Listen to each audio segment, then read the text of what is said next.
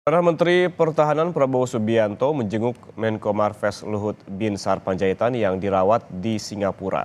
Prabowo mengatakan kondisi Luhut kian membaik. Di sela kunjungannya ke Singapura, Menteri Pertahanan Prabowo Subianto menyempatkan diri untuk menjenguk Menko Marves Luhut Binsar Panjaitan yang sudah dirawat beberapa minggu. Prabowo menyatakan kondisi kesehatan Luhut Panjaitan sudah mulai pulih dan ingin segera kembali ke tanah air menjalankan aktivitas. Prabowo tidak menampik adanya bicaraan terkait kondisi politik Indonesia dengan Luhut saat kunjungan ini.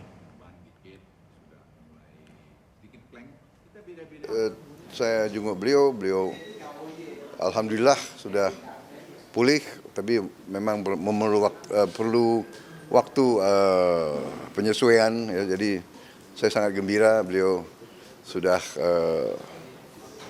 ingin segera bekerja, tapi memang semua pihak minta beliau untuk pelan-pelan menyesuaikan diri. Masa saya harus cerita? Ya, oke ya.